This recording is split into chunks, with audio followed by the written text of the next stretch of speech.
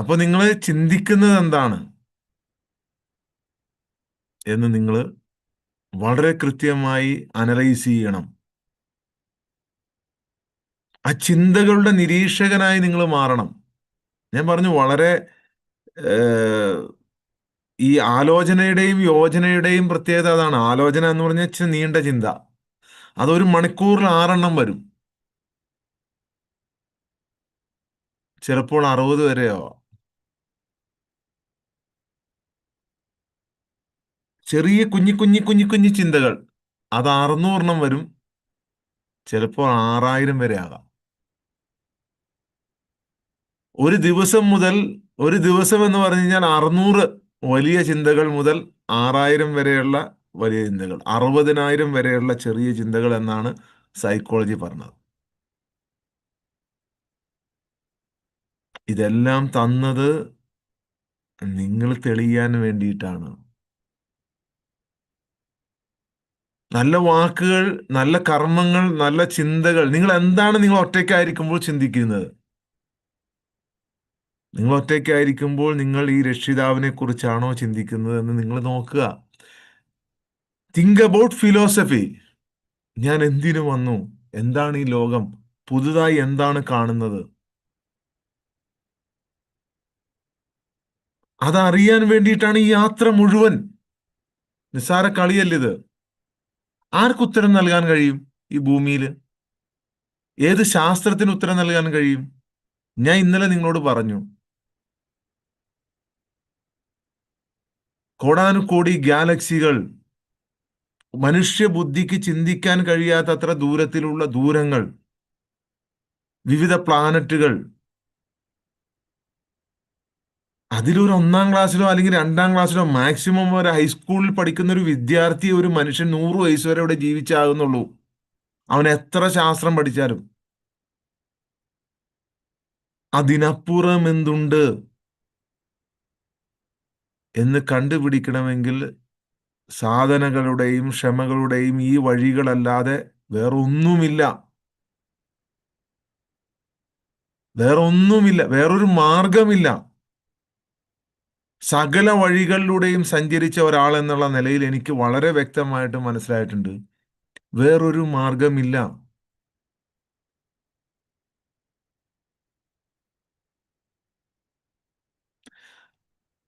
Mystery of existence നോക്കിയിട്ടാണ് നമ്മുടെ ജീവിതം.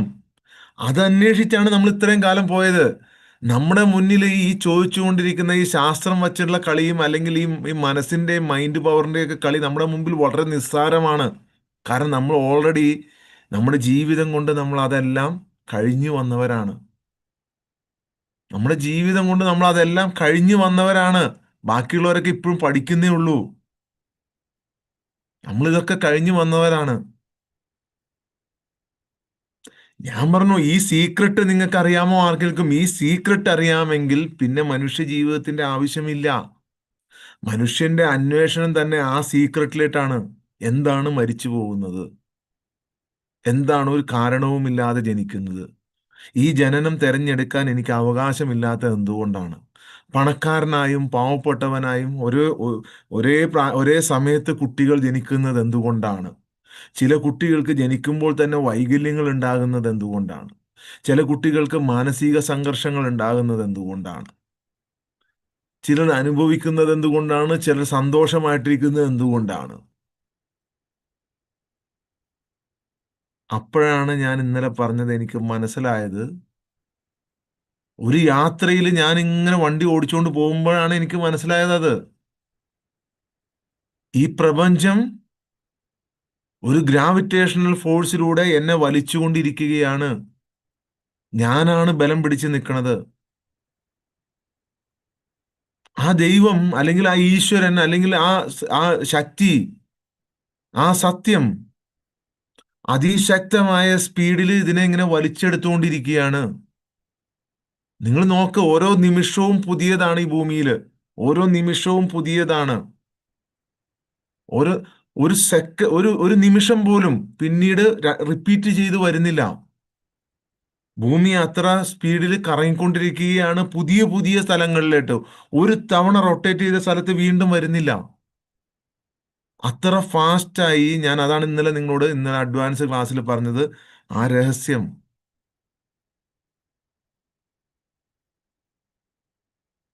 ആ രഹസ്യം കണ്ടെത്താൻ തുടങ്ങുന്ന ആ സ്പീഡിലേക്ക് നമ്മൾ കടക്കുമ്പോഴാണ് ഈ വൈബ്രേഷനും ഈ സമാധാനവും സന്തോഷവും ഒക്കെ നമുക്ക് ഫീൽ ചെയ്യണത്.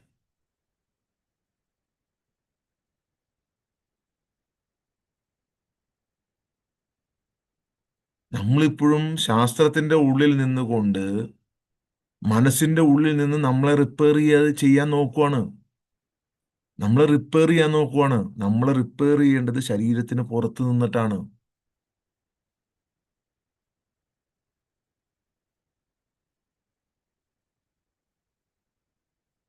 ജീവിതം എന്തുകൊണ്ട് ആവർത്തിക്കുന്നു? ജീവിതം എന്തുകൊണ്ട് ആവർത്തിക്കുന്നു? സ്വാതന്ത്ര്യം യഥാർത്ഥത്തിൽ എങ്ങനെ ആരംഭിക്കുന്നു എന്ന് നിങ്ങൾ മനസ്സിലാക്കണം. ഈ രഹസ്യങ്ങളെല്ലാം നമ്മള് നമ്മൾ കടന്നു പോകുന്നതാണ്. കടന്നു പോകുന്നതാണ്.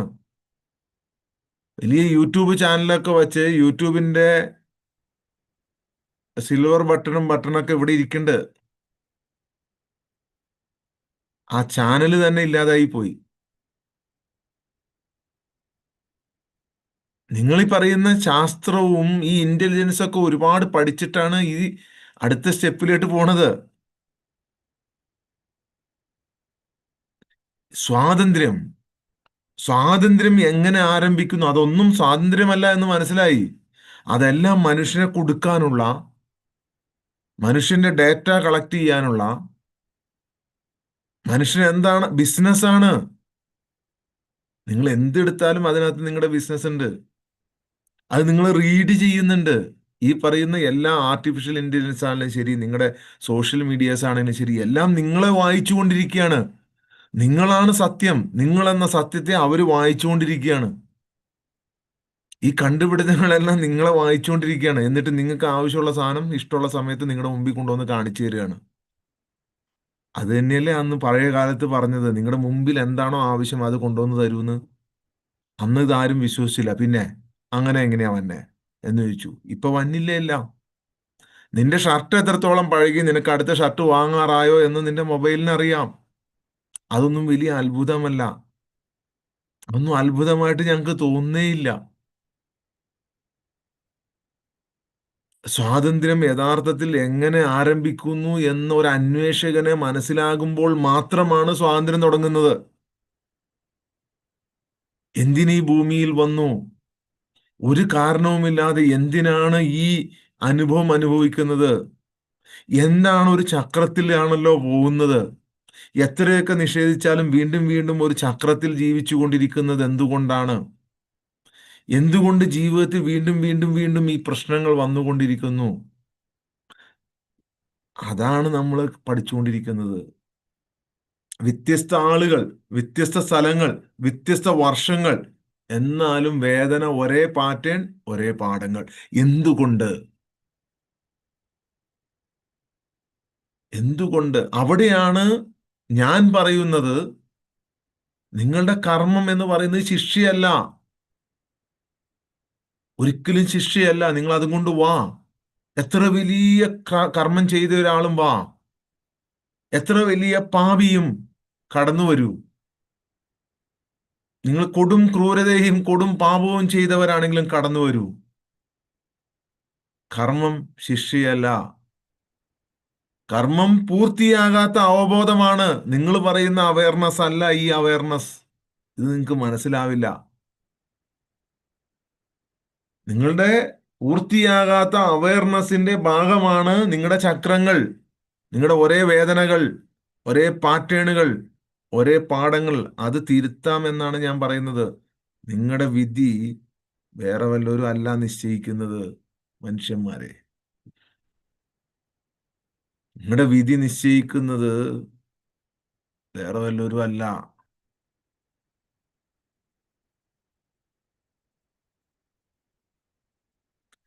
നിങ്ങളുടെ ഈ പാഠം ആവർത്തിച്ചു കൊണ്ടിരിക്കും, ബോധം പൂർത്തിയാകുന്നത് വരെ.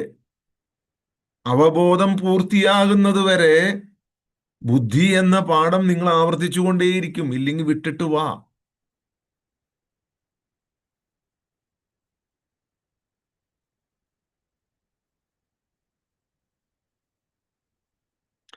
ദൈവമല്ല തീരുമാനിക്കുന്നത്, നിങ്ങളാണ് തീരുമാനിക്കുന്നത്. അത്ര സ്വാതന്ത്ര്യമാണ് ദൈവം നിങ്ങൾക്ക് നൽകിയിരിക്കുന്നത്.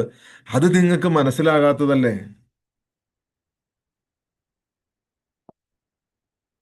നിങ്ങളുടെ പ്രവൃത്തി ആ അവബോധത്തിലേക്ക് കടക്കുമ്പോൾ സമാധാനം തന്നെ വരുന്നത് അങ്ങനെയാണ്. അല്ലാതെ അത് ഏതെങ്കിലും ഒരു ഹോർമോൺ കൊണ്ടോ അല്ലെങ്കിൽ വേറെ എന്തെങ്കിലും കാര്യം കൊണ്ടോ അത് നിങ്ങൾ ബൂസ്റ്റ് ചെയ്തുണ്ടാക്കേണ്ടതല്ല. Let it free. ആ വലിച്ചു കൊണ്ടുപോകുന്ന സത്യത്തിലേക്ക് നിങ്ങൾ കൂളായിട്ടൊന്ന് നിന്ന് കൊടുത്തേ. ഞാൻ ഒരുപാട് പിടിച്ചു നിന്നിട്ടുണ്ട്.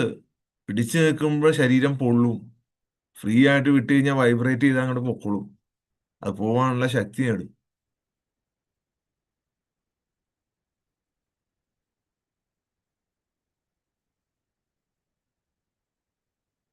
നിങ്ങൾ ഇനിയിപ്പോ എന്തൊക്കെ കാണിച്ചാലും ആ വഴി പോയേ പറ്റൂ അല്ലേ മനുഷ്യന്? ആ, എത്രയൊക്കെ കാണിച്ച് എത്രയൊക്കെ കോടികൾ സമ്പാദിച്ചാലും എത്രയൊക്കെ മക്കളെ ഇത് ചെയ്താലും മക്കളെ വളർത്തിയാലും എന്തൊക്കെ സംഭവിച്ചാലും ഈ വഴി പോയേ പറ്റൂ. കർമ്മം എന്നത് വിധിയല്ല. നിങ്ങൾ വിധിയെ പഴിച്ചിരിക്കല്ലേ. അത് ചലനത്തിനുള്ള ഒരു ഓർമ്മയാണ്. അത് ചലിക്കാനുള്ള ഒരു ഓർമ്മയാണ്. ആദ്യം നിങ്ങളത് മനസ്സിലാക്ക്.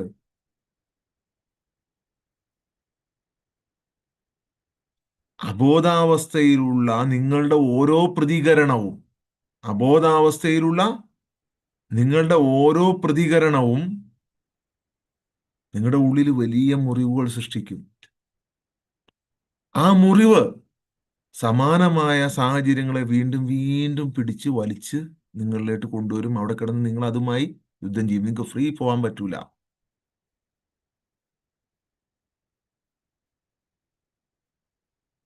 നിങ്ങളുടെ പ്രശ്നങ്ങളുടെ എല്ലാം കാരണം അതാണ്. സകല ബുദ്ധിമുട്ടുകളുടെയും കാരണം വിധിയല്ല. നന്മ തിന്മകളുടെ വൃക്ഷത്തിൽ നിന്നും നിങ്ങൾ ഭക്ഷണം കഴിക്കുന്നതാണ് പ്രശ്നം. നിങ്ങൾ ജീവന്റെ വൃക്ഷത്തെ കാണാത്തതാണ് പ്രശ്നം.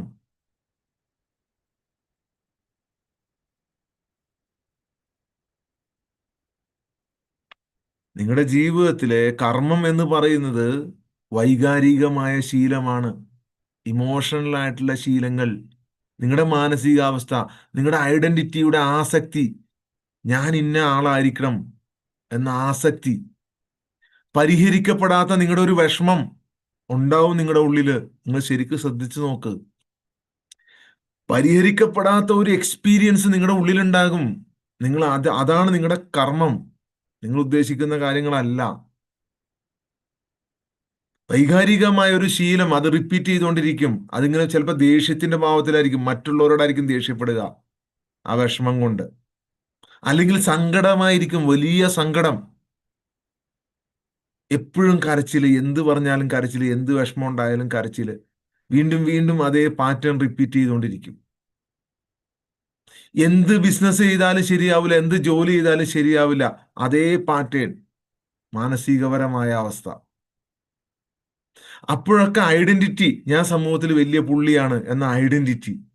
ഞാൻ വലിയ പുള്ളിയാണ്, എന്നോട് എല്ലാവരും വലിയ ബഹുമാനത്തോടെ സംസാരിക്കും, എനിക്ക് വലിയ അറിവാണ്, ഞാൻ വലിയ ശാസ്ത്രജ്ഞനാണ്. ഞാൻ ഓപ്പൺ ആയിട്ടല്ലേ പറയണത്, ഒരു ബുദ്ധിയില്ല, ഒരു അറിവുമില്ല. ഐഡന്റിറ്റിയുടെ ആസക്തി.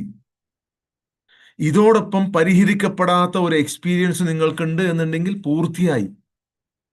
പൂർത്തിയായി. പരിഹരിക്കപ്പെടാത്ത ഒരു പ്രശ്നം, ഒരു എക്സ്പീരിയൻസ്, കുടുംബത്തില്, വീട്ടില്, അല്ലെങ്കിൽ സ്വന്തക്കാരില്, അല്ലെങ്കിൽ സ്വന്തപ്പെട്ടടുത്ത്, മക്കളില് പരിഹരിക്കപ്പെടാത്ത ഒരു പ്രശ്നം തീർന്നു. കർമ്മം പൂർത്തിയായി. അതിൽ കിടന്നിട്ട് കെട്ടിമറിഞ്ഞുകൊണ്ടിരിക്കും. നിങ്ങൾ ഇത് കാരണമല്ല ശരിക്കും കഷ്ടപ്പെടുന്നത്, കർമ്മം കാരണമല്ല. നിങ്ങൾ കാണാത്ത ചില പാറ്റേണുകൾ കാരണം നിങ്ങൾ കഷ്ടപ്പെടുകയാണ്.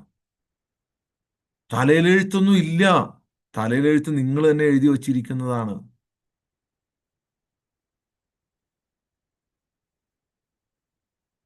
തലയിലെ എഴുത്ത് നിങ്ങളാണ് എഴുതിയത്. അതിന്റെ സൃഷ്ടാക്കൾ നിങ്ങളാണ്, സൃഷ്ടാവ് നീയാണ്.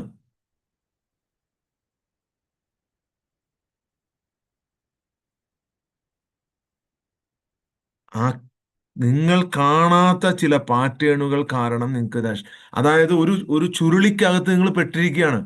ആ ചുരുളിക്ക് പുറത്തേട്ട് ചില പാറ്റേൺ ഉണ്ട്. ആ പാറ്റേൺ നിങ്ങൾ കാണുന്നില്ല. അത് കാണുന്നത് വരെ ഈ യാത്ര നിങ്ങൾക്ക് ആവശ്യമാണ്. അത് നിങ്ങൾ സ്വയം കാണും. ആ കാണുന്നത് വരെ നിങ്ങൾക്ക് ഈ യാത്ര ആവശ്യമാണ്.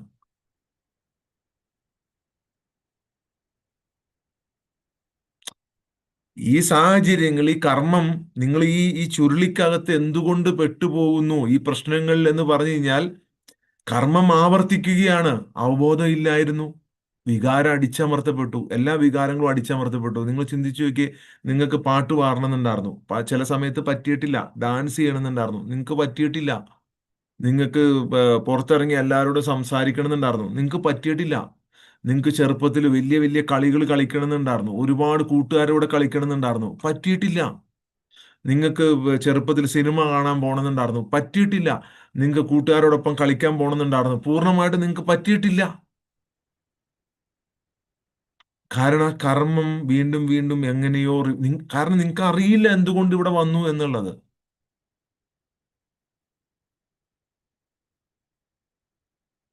നിങ്ങൾ മറുവശത്തേട്ടാണ് അട്രാക്ഷൻ ചെയ്തുകൊണ്ടിരിക്കുന്നത്. അതാണ് അട്രാക്ഷൻ പുൾ എന്ന് പറഞ്ഞു കഴിഞ്ഞാൽ.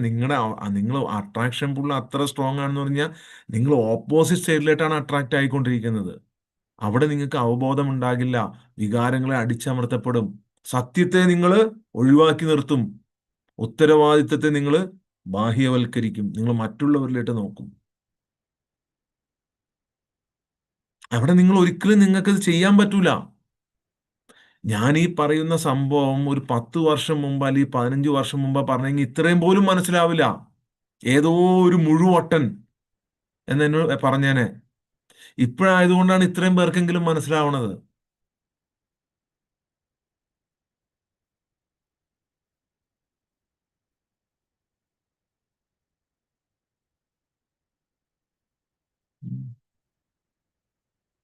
നിങ്ങളുടെ ഈ പറയുന്ന ഈ പണ്ഡിതന്മാരും ഈ പറയുന്ന ആളുകളും എല്ലാം ചേർന്ന് അവബോധത്തെ അടിച്ചമർത്തി. അവബോധം ഇല്ലായിരുന്നു. അങ്ങനെ ഒരു ചർച്ച തന്നെ ഉണ്ടായിരുന്നില്ല. ഇന്നല്ലേ സമർപ്പണവും സറണ്ടറും ഇപ്പൊ നമ്മൾ പറഞ്ഞു തുടങ്ങിയതിന് ശേഷമല്ലേ ഇതൊക്കെ പറയാൻ തുടങ്ങിയത്. അവബോധം എന്ന് പറയുന്ന ഈ ഒരു വിഷയത്തെക്കുറിച്ച് ഇത്രയും ഡീപ്പായ ചർച്ച എന്നുണ്ടായിട്ടുണ്ട്, ഡിസ്കഷൻ. ആൾ ദൈവങ്ങൾ ഒരുപാട് വന്നിരുന്നിട്ടുണ്ട്.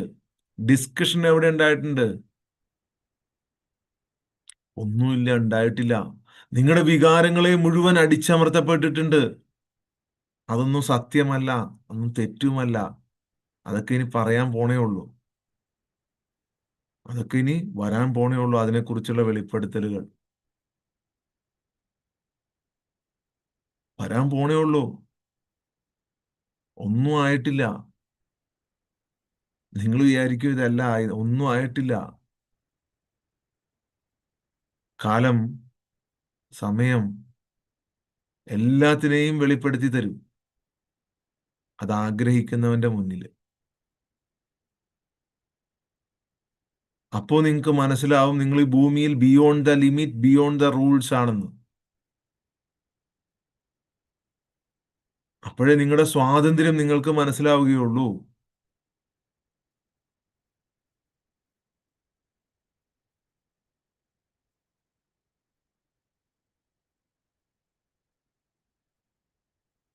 ഓടിപ്പോയാൽ കർമ്മം അവസാനിക്കൂല. കർമ്മത്തിൽ നിന്ന് ഓടിപ്പോകാൻ പറ്റൂല. ആളുകളെ മാറ്റിയാലും കർമ്മം അവസാനിക്കൂല. ബോഡി മാറ്റിയാലും കർമ്മം അവസാനിക്കില്ല. ശ്രദ്ധിച്ച് മനസ്സിലാക്കിക്കോ. ഓടി രക്ഷപ്പെടാന്ന് വെച്ച് കഴിഞ്ഞാൽ ഈ സാധനത്തിൽ നിന്ന് രക്ഷപ്പെടാൻ പറ്റൂല. ഈ ചുരുളിക്കകത്ത് നിന്ന് ഓടി രക്ഷപ്പെടാൻ പറ്റൂല. ബോഡി മാറ്റി നിങ്ങൾ വന്നാലും രക്ഷപ്പെടാൻ പറ്റൂല. ബോഡി മാറ്റി, ചുരുളി ബോഡി മാറ്റി നിങ്ങൾ വന്നു നോട്ടിക്കോ, രക്ഷപ്പെടാൻ പറ്റൂല. നിങ്ങൾ മനസ്സിലാക്കലാണ് നിങ്ങൾ അവസാനിപ്പിക്കുന്നത് ആ ചക്രത്തിൽ നിന്ന്. മനസ്സിലാക്കൽ, അറിയൽ. അറിവ് നേടലല്ല, അറിയൽ. വ്യക്തമായി നിങ്ങൾ നിങ്ങളെ കാണുന്ന നിമിഷം ആ ലൂപ്പായി. ലൂപ്പിൽ നിന്ന് നിങ്ങൾ രക്ഷപ്പെടും. മനസ്സിലാക്കൽ, മനസ്സിലാക്കൽ, അറിയൽ, അറിവല്ലാട്ടോ. Simple. Very simple, very simple. Escape, escape. രക്ഷപ്പെട്ടോ, രക്ഷപ്പെട്ടോ.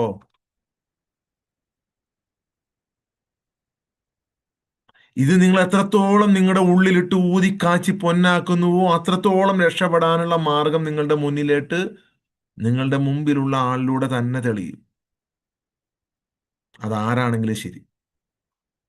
നിങ്ങൾ എത്രത്തോളം അത് ആഗ്രഹിക്കുന്നുവോ അത്രത്തോളം അതിൽ നിന്ന് രക്ഷപ്പെടാനുള്ള മാർഗങ്ങൾ, റൂൾസ്, റെഗുലേഷൻസ്, ബോർഡിംഗ് പാസ് എടുക്കൽ, എവിടെ പോയി നിൽക്കണം, എവിടെ കയറണം എന്നുള്ളത് നിങ്ങളുടെ മുമ്പിലുള്ള ആളിലൂടെ തന്നെ തെളിയും. നിങ്ങളുടെ ആത്മാർത്ഥതയാണ് അതിന്റെ വഴി.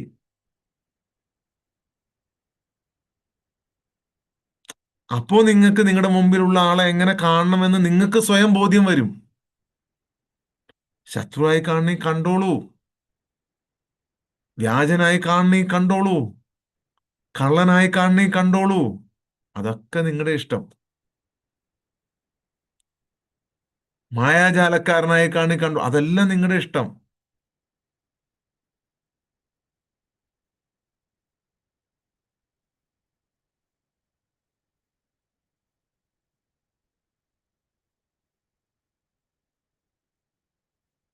കർമ്മം തകരുന്ന ഒരേ ഒരു വഴിയേ ഉള്ളൂ.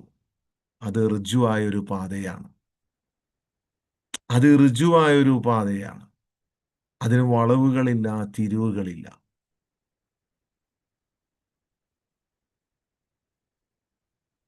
പാരമ്പര്യങ്ങളിലുടനീളം നിഗൂഢതകൾ ഒരു സത്യത്തിൽ യോജിക്കുന്നുണ്ട്. നിഗൂഢതകൾ ഒരു സത്യത്തിൽ യോജിക്കുന്നുണ്ട്. കർമ്മം ഒരിക്കലും പ്രവർത്തനങ്ങളിലൂടെയല്ല, അവബോധത്തിലൂടെയാണ് അവസാനിക്കുന്നത്. അതാണ് കുംഭസാരം, അതാണ് തൗബ, അതാണ് പശ്ചാത്താപം. കർമ്മം ഒരിക്കലും പ്രവർത്തനത്തിലൂടെയല്ല അവസാനിക്കുന്നത്, നീ ചെയ്ത പ്രവൃത്തിയിലൂടെയല്ല. എന്നാൽ പശ്ചാത്താപവും കുംഭസാരവും ഈ പറയുന്ന തൗബയുമൊന്നും നാവ് കൊണ്ട് പറയുന്നതല്ല, അത് അവബോധമാണ്. പിന്നീട് ആവർത്തിക്കാതിരിക്കുന്ന, ഇനി ഒരിക്കലും ചെയ്യാത്ത, ഇനി എപ്പോഴും നല്ല മനസ്സുകൊണ്ട് ചിന്തിക്കുന്ന ബോധം എന്ന് പറയുന്ന അവബോധമാണ്. അവയർനെസ്, അതാണ് യഥാർത്ഥ അവയർനെസ്.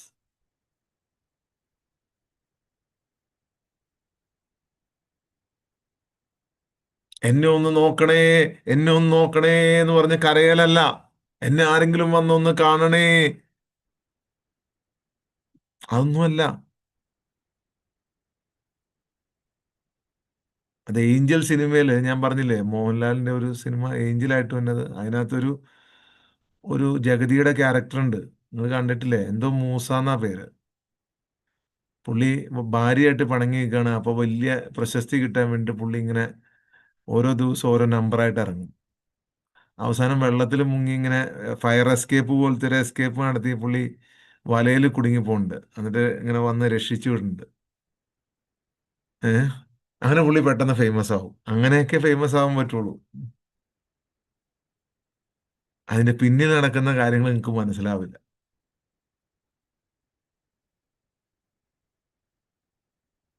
ഉം. അതാണ് മിറാക്കിൾ. അത് കാണുക പോലുമില്ല എന്താ സംഭവിച്ചതെന്ന്. കർമ്മം ഒരിക്കലും ഒരു പ്രവൃത്തിയിലൂടെയല്ല അവസാനിക്കുന്നത്, അത് അവബോധത്തിലൂടെയാണ് അവസാനിക്കുന്നത്. സൽക്കർമ്മങ്ങൾ കർമ്മത്തെ കൂടുതൽ മെച്ചപ്പെടുത്തുന്നു, ദുഷ്കർമ്മങ്ങൾ കർമ്മത്തെ കൂടുതൽ വഷളാക്കുന്നു. അവിടെ ബാലൻസിങ് ഇല്ലാതാവുകയാണ്. ഇന്നു മുതൽ നിങ്ങൾ നിങ്ങൾ ഈ സൽക്കർമ്മങ്ങൾ ചെയ്തുകൊണ്ട് രക്ഷപ്പെടാമെന്ന് നിങ്ങൾ വിചാരിക്കരുത് കേട്ടോ. സൽക്കർമ്മങ്ങൾ ചെയ്തുകൊണ്ട് ആരും രക്ഷപ്പെടില്ല. അതൊക്കെ തെറ്റിദ്ധാരണയാണ്. കർമ്മം പ്രവർത്തനത്തിലൂടെയല്ല അവസാനിക്കുന്നത്. സൽക്കർമ്മങ്ങൾ കർമ്മത്തെ മെച്ചപ്പെടുത്തുന്നു, ദുഷ്കർമ്മങ്ങൾ കർമ്മത്തെ വഷളാക്കുന്നു. എന്നാൽ അവബോധം കർമ്മത്തെ ഇല്ലാതാക്കുന്നു. അതാ വെളിപ്പെടുത്തുന്നത് അവസാനിക്കുന്നു. അത് തന്നെ ആ കർമ്മത്തെ ലയിപ്പിച്ച് കളയുന്നു, അതിൽ ഇല്ലാതായി കളയുന്നു. അതാണ് ഇങ്ങോട്ട് കൊണ്ടുവരെ. നിങ്ങൾ എത്ര വലിയ തെറ്റ് പാപം ചെയ്തവരാണെങ്കിലും അത് ഒരു കൊട്ടയിൽ ചുമന്ന് ഇങ്ങോട്ട് കൊണ്ടുവരെ. ഇവിടെ നിങ്ങൾ ഒന്നും ചെയ്യണ്ട. എൻ്റെ അടുത്ത് ഒരു മാനിഫെസ്റ്റേഷൻ വേണ്ട, വിഷ്വലൈസേഷൻ വേണ്ട, അഫർമേഷൻ വേണ്ട, ഒന്നും വേണ്ട. നിങ്ങൾ എൻ്റെ കൂടെ കുറച്ച് ദിവസം ഇരുന്നാൽ മാത്രം മതി. ഓട്ടോമാറ്റഡ് മോഡിലിട്ട് നിങ്ങൾ തനിയെ പോവും. നിങ്ങൾ പ്രവർത്തിക്കണ്ട. നിങ്ങളുടെ കർമ്മങ്ങൾ ഇവിടെ കരിഞ്ഞ് കത്തി ഇല്ലാതാകും. നിങ്ങൾ പ്രവർത്തിക്കേണ്ട ആവശ്യമില്ല. ഇത് നിങ്ങൾക്ക് പൂർണ്ണമായി ബോധ്യപ്പെടും. ഞാനിത് ചുമ്മാ പറയണതല്ല, സംസാരം കൊണ്ട് നിങ്ങൾ മനസ്സിലാക്കേണ്ട. നിങ്ങൾക്ക് സ്വയം ബോധ്യപ്പെടും.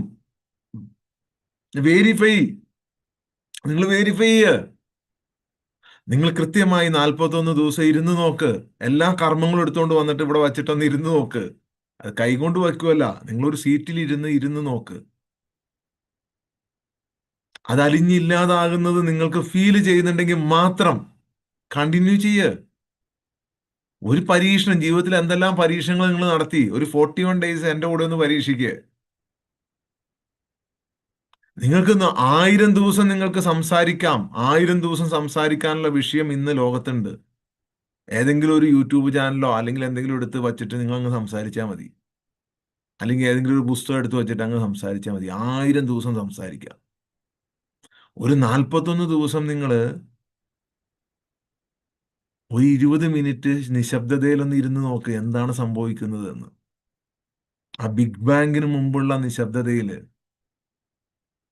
നിങ്ങളിപ്പോഴും ആ ബിഗ് ബാങ്കിന്റെ ആ ഒച്ചയുടെ പുറകെയാണുള്ളത്.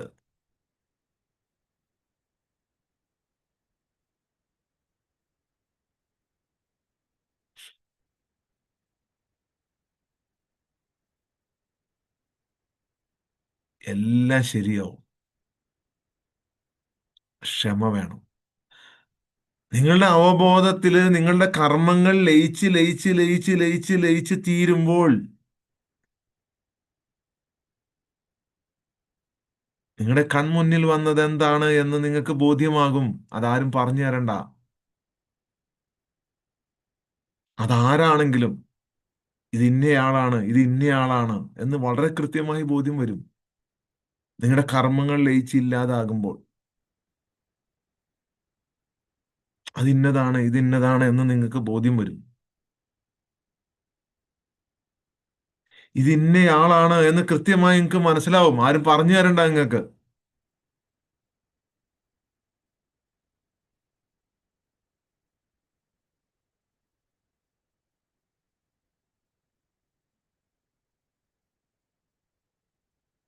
തീർച്ചയായും ഒറിജിനൽ ആണോ ഫേക്ക് ആണോ എന്ന് നിങ്ങൾക്ക് ബോധ്യമാകും. പക്ഷെ നിങ്ങൾ ആ ഒറിജിനൽ ആണോ ഫേക്ക് ആണോ എന്ന് അറിയാൻ ടെസ്റ്റ് ചെയ്ത് നോക്കണം അല്ലേ? ടെസ്റ്റ് ചെയ്യാതെ എങ്ങനെയാണ് നിങ്ങൾക്ക് മനസ്സിലാവുക? ഒരു ഒരു ഒരു സംഭവം വന്നു, അതിനെ നിങ്ങൾ ടെസ്റ്റ് ചെയ്യാതെ എങ്ങനെ നിങ്ങൾക്ക് മനസ്സിലാവും ഒറിജിനൽ ആണോ ഫേക്ക് ആണോ ഡ്യൂപ്ലിക്കേറ്റ് ആണോ കോപ്പി ആണോ എന്താണെന്ന് നിങ്ങൾക്ക് മനസ്സിലാകണമെന്നുണ്ടെങ്കിൽ നിങ്ങൾ അത് ടെസ്റ്റ് ചെയ്യണം, ടേസ്റ്റ് ചെയ്യണം.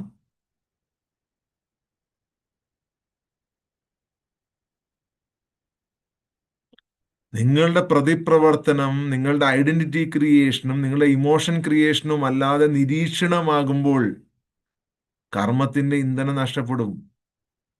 You can feel free.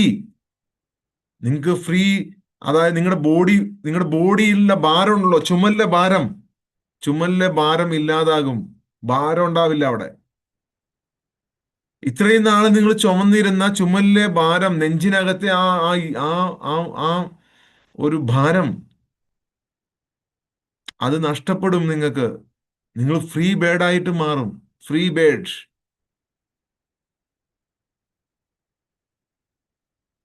അതിന് നിങ്ങൾക്ക് ക്ഷമ വേണം.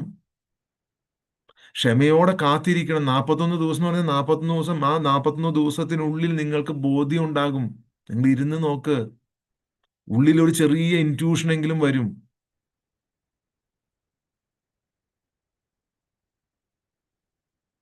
266 ദിവസമായി നമ്മൾ തുടങ്ങിയിട്ട്, ഇന്ന് 267 ദിവസം.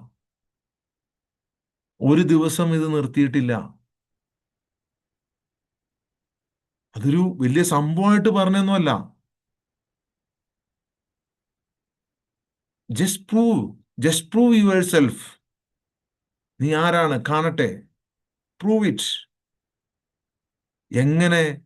നിന്നിലേട്ട് തന്നെ, മറ്റുള്ളവരെ നോക്കിയിട്ടല്ല, നിന്നിലേട്ട് തന്നെ നോക്കിയിട്ട് നീ പ്രൂവ് ചെയ്യുക. ജസ്റ്റ് നിന്റെ ദേഷ്യം, പക, അതൊക്കെ നിന്നിലേട്ട് തന്നെ പ്രയോഗിച്ചിട്ട് നീ ഒന്ന് ഡെവലപ്പ് ചെയ്യുക. You can feel the difference. നിങ്ങൾക്ക് വ്യത്യാസം അനുഭവിക്കാൻ കഴിയും. നിങ്ങളുടെ ലൈഫിൽ വലിയ മാറ്റങ്ങൾ നിങ്ങൾക്ക് കാണാൻ കഴിയും. മറ്റുള്ളവരോട് ദേഷ്യപ്പെടാതെ, കോപപ്പെടാതെ, മറ്റുള്ളവരോട് അസൂയപ്പെടാതെ, നിന്നോട് തന്നെ. വാശി നിങ്ങളോട് തന്നെ, ദേഷ്യം നിങ്ങളോട് തന്നെ. ഞാൻ എന്തുകൊണ്ട് ഇവിടെ നിൽക്കുന്നു ഇപ്പോഴും? ഞാൻ എന്തിന് ഈ സ്റ്റേജിൽ നിൽക്കുന്നു? ഞാൻ എന്തുകൊണ്ട് ഇത് അനുഭവിക്കുന്നു? അവിടെയാണ് നിങ്ങളുടെ പ്രതിപ്രവർത്തനം നിരീക്ഷകനായി മാറേണ്ടത്, നിരീക്ഷണമായി മാറേണ്ടത്. നിരീക്ഷണം. അവിടെ നിങ്ങളുടെ കർമ്മത്തിന്റെ ഇന്ധനം നഷ്ടപ്പെടും. നിങ്ങളെ പിടിച്ചു വലിക്കാനുള്ള ഇന്ധനം നഷ്ടപ്പെട്ടു പോവും.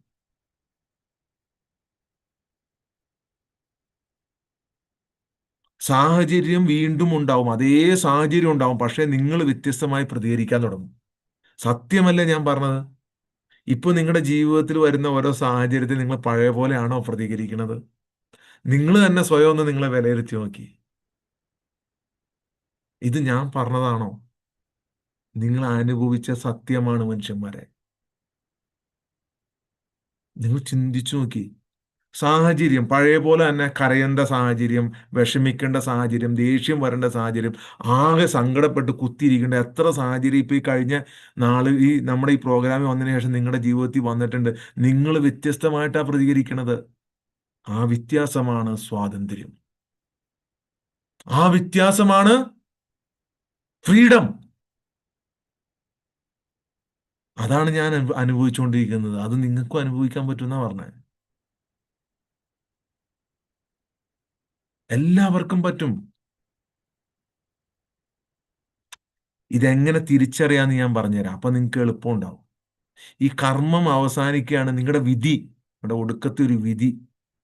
എനിക്ക് എന്റെ വായിൽ ചീത്ത വന്നത്. ഞാൻ നല്ല മനുഷ്യനായതുകൊണ്ട് ചീത്ത പറയാനുള്ള, അപ്പൊ കുറച്ച് നല്ല മനുഷ്യനായേക്കുക. നല്ല മനുഷ്യനെ, നല്ല ഊതിക്കാച്ചിയ പൊന്നായിട്ടുള്ള മനുഷ്യൻ, നല്ല മനുഷ്യൻ. ഓഹ്, നല്ല മനുഷ്യൻ. ഉം. ഇത്രയും മോശം മനുഷ്യൻ വേറെ ഇല്ല. ഞാൻ എന്നെ കുറിച്ചാട്ടോ പറഞ്ഞത്, നാട്ടുകാരെ കുറിച്ചല്ല. ഇപ്പൊ നല്ല മനുഷ്യനായിട്ടാണ് ഞാൻ ഇരിക്കുന്നത്. കർമ്മം അവസാനിച്ചു എന്ന് എങ്ങനെ ടെസ്റ്റ് ചെയ്ത് നോക്കാം?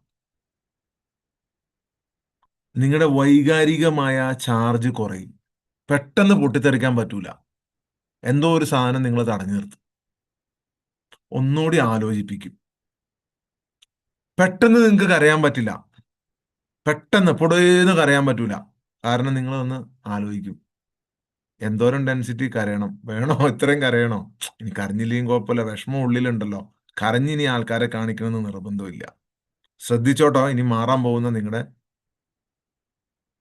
ഈ ജീവിതത്തിൽ അനുഭവിക്കുന്ന ഈ പ്രശ്നങ്ങളും സങ്കടനങ്ങളും ആ വിഷമങ്ങളും, അതിന്റെ ആവർത്തനത്തിന്റെ തീവ്രത നഷ്ടപ്പെടാൻ തുടങ്ങും.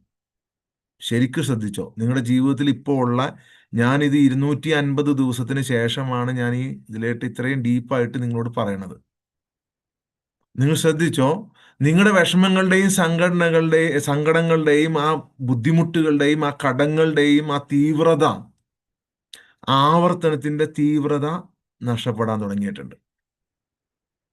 പണ്ട് നിങ്ങളെ പൊട്ടിത്തെറിപ്പിച്ചുകൊണ്ടിരുന്ന ട്രിഗറുകളുണ്ട്. ട്രിഗർ, നമ്മൾ NLP ട്രിഗർ എന്ന് പറയൂലേ, ആ ട്രിഗർ എല്ലാം ദുർബലമായി. ഇനി നിങ്ങൾ ബലം പിടിച്ച് അതിനെ ട്രിഗറിനെ ദുർബലമാക്കേണ്ട കാര്യമില്ല. Cool, cool, cool, inhale, exhale എന്നൊന്നും പറഞ്ഞ് നിങ്ങൾ ഇനി ആ പഴയ പഴയ ജിമ്മിൽ പോകണ്ട. ഇത് അഡ്വാൻസ് ജിമ്മാ.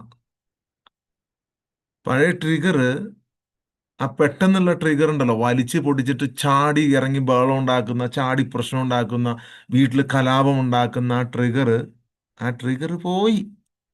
അത് ദുർബലമായി. പണ്ട് നിങ്ങൾക്ക് ഭയങ്കര നിർബന്ധങ്ങൾ ഉണ്ടായിരുന്നു. ഇപ്പോൾ നിങ്ങൾക്ക് തെരഞ്ഞെടുപ്പാണുള്ളത്. പണ്ട് നിങ്ങൾക്ക് വലിയ നിർബന്ധങ്ങൾ ഉണ്ടായിരുന്നു. ഇപ്പോൾ നിങ്ങൾ തെരഞ്ഞെടുക്കുകയാണ്. ആരെന്ത് പറഞ്ഞാലും ശരി, ഞാൻ എൻ്റെ തെരഞ്ഞെടുപ്പ് നടത്തും. ഉം. നിർബന്ധമൊക്കെ പോയി.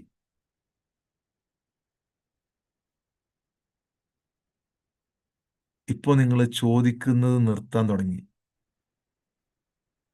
എന്തുകൊണ്ടാണ് എനിക്കിത് സംഭവിക്കുന്നത് എന്ന് നിങ്ങൾ നിർത്താൻ തുടങ്ങി.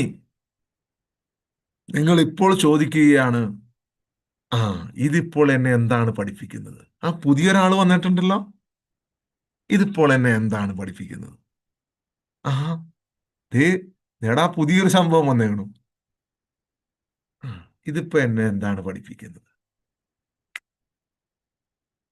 ഇതാണ് ചേഞ്ച്. ഇതാണ് ചേഞ്ച്. നിങ്ങളുടെ ഭാര്യയുടെ അടുത്ത് നിങ്ങൾ കോപം വരാൻ പാടില്ല. ആ കോപം നിങ്ങളിലേട്ട്, നിങ്ങൾക്ക് അത്ര ശക്തി ഉണ്ടെങ്കിൽ നിങ്ങളുടെ ഉള്ളിലേട്ട് ആ കോപം ഒന്ന് തിരിച്ചു വിടുക നിങ്ങൾ. എടാ പൊട്ട, ഇത്രയും പ്രായമായില്ലേ, എന്നിട്ടും എന്തുകൊണ്ടാണ് നീ ചിന്തിക്കാത്തത് എന്ന് നിന്നോട് തന്നെ ചോദിക്കുക. അല്ല, കെട്ടിയോരുടെ അടുത്തല്ല അത് തീർക്കേണ്ടത്. ഉം. അല്ലെങ്കിൽ കെട്ടിയോന്റെ അടുത്തല്ല അത് തീർക്കേണ്ടത്.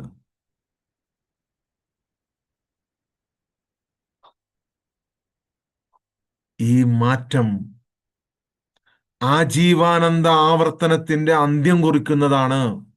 ഇനി നിങ്ങൾക്ക് ഈ കഷ്ടപ്പാട് വേണ്ടി വരില്ല.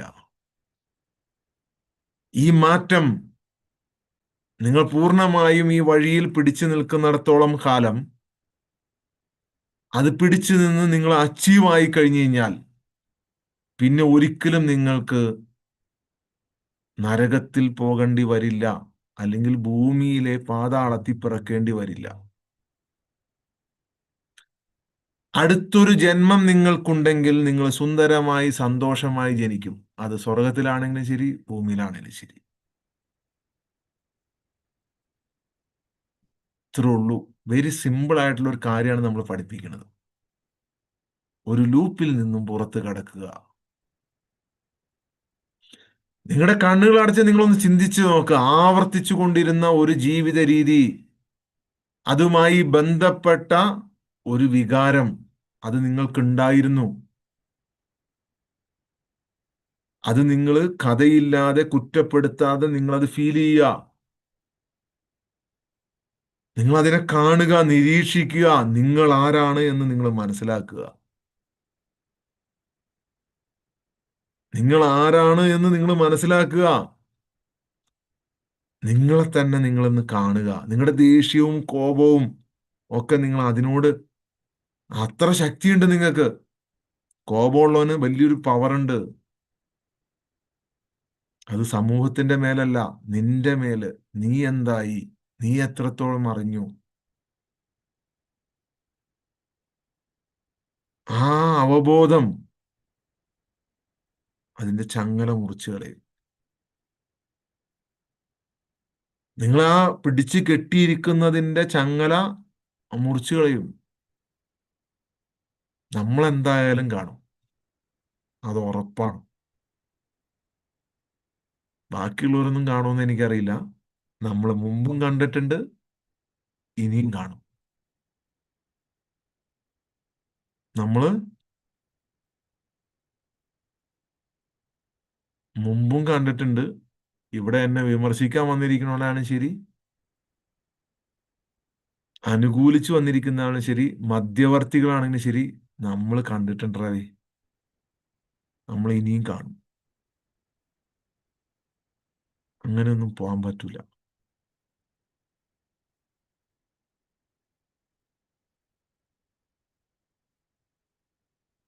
അങ്ങനെയൊന്നും പോകാൻ പറ്റണ ചുരുളി അല്ല ഇത്. വേറെ പേരില്, വേറെ ഭാവത്തില്, വേറെ രീതിയില്. ഇനി നിങ്ങൾ ബന്ധപ്പെടുന്ന എല്ലാവരും നിങ്ങൾ അങ്ങനെ കാണുക. നിങ്ങളുടെ മക്കളെ നിങ്ങൾ അങ്ങനെ കാണ്. അപ്പൊ അത്ഭുതങ്ങൾ സംഭവിക്കും നിങ്ങളുടെ കുടുംബത്തിൽ. നിങ്ങളുടെ മക്കളെയും നിങ്ങളുടെ ഭാര്യയെയും നിങ്ങളുടെ ഭർത്താവിനെയും എല്ലാരും നിങ്ങൾ അങ്ങനെ കാണ്. എന്തുകൊണ്ട്? അവിടെ വലിയ അത്ഭുതങ്ങൾ സംഭവിക്കും. Just feel it. എത്രയോ കാലമായി എന്തോ കാരണങ്ങൾ കൊണ്ട് എൻ്റെ കൂടെ ഉണ്ട് എന്നുണ്ടെങ്കിൽ എന്താണ് അതിന് കാരണം? തിരിച്ചറിയ്. വിധിയിൽ നിന്നും സ്വാതന്ത്ര്യത്തിലേക്ക് നിങ്ങൾ നടന്നു നീങ്ങ. വിധിയിൽ നിന്നും സ്വാതന്ത്ര്യത്തിലേക്ക് നിങ്ങൾ നടന്നു നീങ്ങുക. കർമ്മം ഒരിക്കലും നിങ്ങളുടെ ശത്രുവല്ല, അത് നിങ്ങളുടെ ഗുരുവാണ്. അതാണ് ഗുരു. അല്ല, നീ നിന്റെ ഗുരുവാണ് എന്ന് പറഞ്ഞിട്ട് കാര്യമില്ല. എന്താണ് നിങ്ങളെ പറയണം? നിന്റെ ഗുരു നീയാണ് എന്ന് ചുമ്മാ ചിലച്ചിട്ട് കാര്യമില്ലടോ. അത് എങ്ങനെയാണ് എന്ന് കൂടി പറയണം. അതൊക്കെ എല്ലാവർക്കും പറയാൻ പറ്റും. കോപാണ് എല്ലാത്തിന്റെയും കാരണം, ദേഷ്യാണ് എല്ലാത്തിന്റെയും കാരണം. അത് എവിടെ യൂസ് ചെയ്യണം?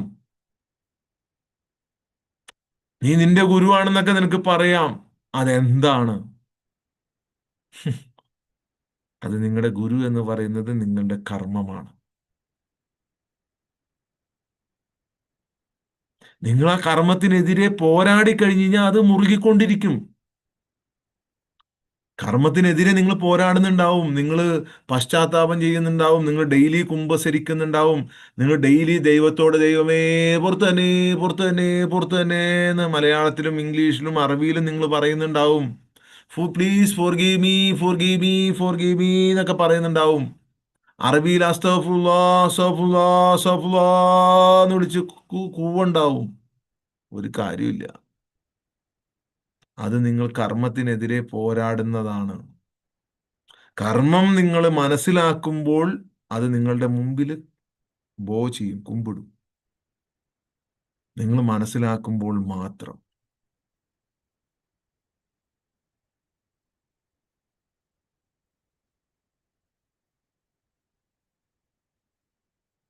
അവബോധം, നിങ്ങൾ ആ ആവർത്തനത്തിൽ തന്നെയാണ് നിങ്ങൾ നിൽക്കുന്നത് എന്നുണ്ടെങ്കിൽ അതൊരു വൃത്താകൃതിയിലാ നിൽക്കുള്ളൂ. വൃത്താകൃതിയിൽ അത് ആരോഹണം ചെയ്യാൻ തുടങ്ങണം. ലൈനില്, ഋജുവായ പാതയില് ആരോഹണം ചെയ്യാൻ തുടങ്ങുമ്പോഴാണ് മോചനം സാധ്യമാകുന്നത്. അത് ഭാവിയിലെ ഏതെങ്കിലും ജന്മത്തിലോ അല്ലെങ്കിൽ മരിച്ചതിന് ശേഷമൊന്നുമല്ല. ഇവിടെ, ഇപ്പോൾ, ഇവിടെ, ഇപ്പോൾ. നിങ്ങൾ ഒരു വായും കൊണ്ട് ഒരു കാര്യം ചെയ്തിട്ട് ഒരു കാര്യമില്ല. ഇവിടെ, ഇപ്പോൾ നീ മാറുന്നുണ്ടോ? നിന്റെ രക്ഷിതാവിനെ നിന്റെ ഉള്ളിലേക്ക് നീ കൊണ്ടുവരുന്നുണ്ടോ? നിന്റെ വഴികാട്ടിയെ നീ ഉള്ളിലേക്ക് കൊണ്ടുവരുന്നുണ്ടോ? നിന്റെ ഉള്ളിലുണ്ടോ ഇത് രണ്ടും? ഇത് രണ്ടും നിന്റെ ഉള്ളിൽ ഉണ്ടാകേണ്ടതാണ്, അല്ലാതെ വേറെ എവിടെയെങ്കിലും പോയി ഉണ്ടായിക്കൊണ്ട് വരേണ്ടതല്ല. നിന്റെ ഉള്ളിലുണ്ടാകുക. ആ മോചനം എന്ന് പറയുന്നത്, നിങ്ങളുടെ സ്വാതന്ത്ര്യം എന്ന് പറയുന്നത് ഭാവിയിൽ ഏതെങ്കിലും ഒരു ജന്മത്തിലോ അല്ലെങ്കിൽ നിങ്ങൾ മരണപ്പെട്ട് കുഴി പോയി കിടന്നതിന് ശേഷം ഉണ്ടാക്കേണ്ടതല്ല. ഇവിടെ, ഇപ്പോൾ ഉണ്ടാക്കേണ്ടതാണ്. അതൊരു ബോധമാണ്. നിരീശ്വരവാദത്തിനും മതവാദത്തിനും എല്ലാം അപ്പുറത്തുള്ള ഒരു ബോധം, ടെക്നോളജി, അൻ ആർട്ട്, ഒരു കല.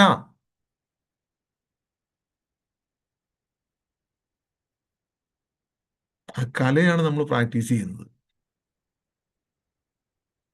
അതാണ് എല്ലാവരും പറഞ്ഞു തന്ന ഒരു കല. അത് നല്ലൊരു ആർട്ട് ഫോമാണത്. നന്നായി കളിച്ചാൽ നല്ല രസമുള്ള ഒരു ആർട്ട് ഫോം.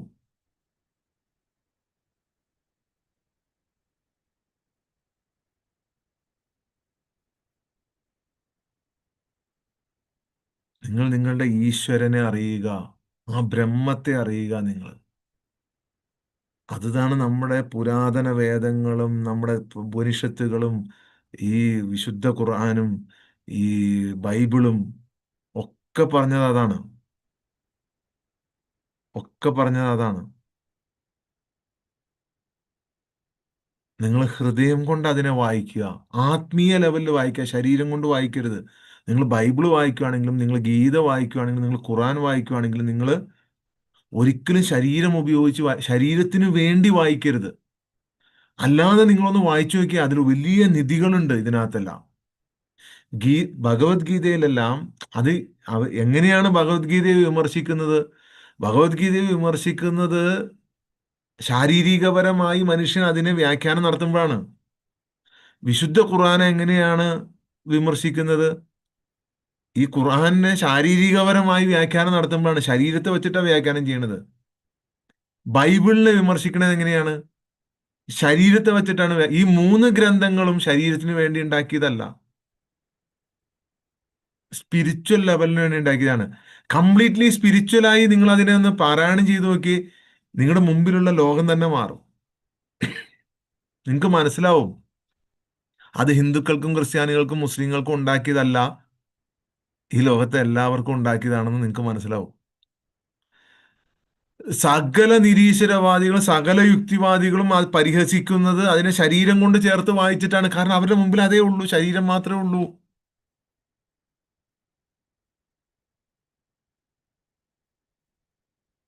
അപ്പൊ നിങ്ങൾക്ക് മനസ്സിലാവും നിങ്ങൾ ഈ ചെയ്യുന്ന ആചാരാനുഷ്ഠാനങ്ങളും കർമ്മങ്ങളും അല്ല കാര്യം.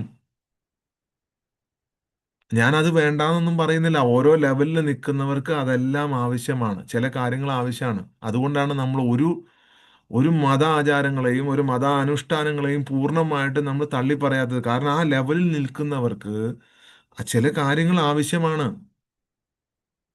നിങ്ങൾ ഒരു ലെവൽ മാറിക്കഴിഞ്ഞാൽ പിന്നെ നിങ്ങൾക്ക് ആവശ്യമില്ല. നിങ്ങൾക്ക് ആ ഒരു ശക്തി മതിയായതാണ്. പിന്നെ ഒരു തേർഡ് പാർട്ടി സപ്പോർട്ടും ഒരു സപ്പോർട്ടും ആവശ്യമില്ല.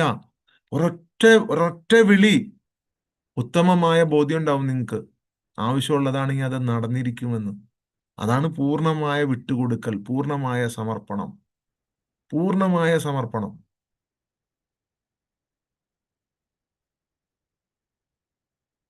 പൂർണ്ണമായ സമർപ്പണം. അർജുനൻ എങ്ങനെ ശ്രീകൃഷ്ണനെ സമർപ്പിച്ചോ,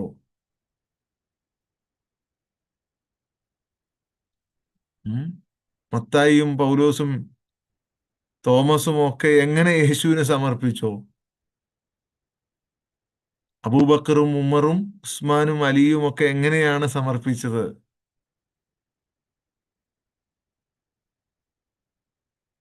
എല്ലാവരും. ഭഗവാൻ ശ്രീകൃഷ്ണന്റെ സമർപ്പണത്തെക്കുറിച്ച് ഗീതയിൽ പറയുന്നുണ്ട്. എങ്ങനെ സമർപ്പിക്കണം? എല്ലാം വിട്ട് സമർപ്പിക്കണം. അതുപോലെ തന്നെ യേശു ബൈബിളിൽ പറയുന്നുണ്ട് വളരെ കൃത്യമായി, പൂർണ്ണമായും നിന്റെ വയലേലകളെയും നിന്റെ കൃഷിയെയും നിന്റെ കാളകളെയും വിട്ട് നീ എങ്ങനെ സമർപ്പിക്കണം. വിശുദ്ധ ഖുർആനിൽ വളരെ വ്യക്തമായി പറയുന്നുണ്ട്, നിങ്ങളുടെ കച്ചവട സ്ഥാപനങ്ങൾ, നിങ്ങൾ മാന്ദ്യം നേരിടുമെന്ന് ഭയപ്പെടുന്ന കാര്യങ്ങൾ, നിങ്ങളുടെ മക്കള്, എല്ലാത്തിനെയും വിട്ട് നിങ്ങൾ എങ്ങനെ, ഏ മാതാപിതാക്കള്, മക്കള്, എല്ലാം എണ്ണി എണ്ണി എണ്ണി പറഞ്ഞിട്ട് പറയുന്നുണ്ട്. നിങ്ങളെല്ലാം വിട്ട്, എല്ലാത്തിനെയും വിട്ട് നിങ്ങൾ എങ്ങനെ സമർപ്പിക്കണം. ആ ഒരൊറ്റ വാചകത്തിലാണ് നമ്മുടെ കളി മൊത്തം. ഈ ഗ്രന്ഥങ്ങളിലെല്ലാം വന്ന ഒരു വാചകം ഉണ്ടല്ലോ, ആ ഒരു വാചകത്തിന്റെ രഹസ്യം തേടിയാണ് നമ്മൾ പോയത്. എല്ലാം വിട്ടാൽ എല്ലാം തരാന്ന് പറഞ്ഞില്ലേ, അതെന്നാണ്? തരാന്ന് ചുമ്മാ പറയൂലല്ലോ എല്ലാത്തിലും. അപ്പൊ എല്ലാം വിടണം എന്നൊരു കണ്ടീഷൻ ഇല്ലേ? അതുകൊണ്ടാണ് എല്ലാം വിട്ടോ, എല്ലാം വിട്ടോ. അതിനകത്ത് എണ്ണി പറഞ്ഞിട്ടുണ്ട് എല്ലാം വിട്ടോന്ന്, എല്ലാം വിട്ടോന്ന് പറഞ്ഞിട്ടുണ്ട്. എല്ലാം, എല്ലാം എന്ന് പറഞ്ഞാൽ എല്ലാമാണ്. നിങ്ങൾ ഈ ചെയ്തുകൊണ്ടിരിക്കുന്ന സകല സാധനം മനുഷ്യന്മാരെ എഴുതിയുണ്ടാക്കിയതാണ്. ആ എഴുതിയുണ്ടാക്കിയതെല്ലാം വിടണം. നിങ്ങൾ ചെയ്തുകൊണ്ടിരിക്കുന്ന കാര്യങ്ങളെ കുറിച്ചാണ് ഞാൻ പറഞ്ഞത്. അത് എത്രത്തോളം വിടാൻ പറ്റുമോ അത്രത്തോളം നമുക്ക് അടുക്കാൻ പറ്റും. അത് ഓരോരുത്തരുടെ റേഞ്ചിനനുസരിച്ചാണ്. പതിയെ പതിയെ പതിയെ പതിയെ ആ റേഞ്ച് കൂടി കൂടി വരും. തന്നെ മനസ്സിലാവും, തന്നെ മനസ്സിലാവും, തന്നെ തെളിഞ്ഞു വരും. തന്നെ തെളിയുന്നൊരു പൂവാണിത്, തന്നെ വിടരുന്നൊരു പൂവാണിത്. ആ പൂ വിടർന്നു കഴിഞ്ഞാൽ എല്ലാവർക്കും സുഗന്ധം കിട്ടും, ചുറ്റും സമാധാനമായിരിക്കും. സമാധാനം നഷ്ടപ്പെടുന്നത് ആർക്കാണ്? ഈ സത്യത്തെ ഭയക്കുന്നവർക്കാണ്. അവർക്ക് സമാധാനം നഷ്ടപ്പെടും. അവരിതെന്താണ് എന്ന് കേൾക്കാൻ പോലും തയ്യാറാകില്ല. അവർ പലതിലേട്ടും ഇതിനെ ചേർത്ത് വയ്ക്കും.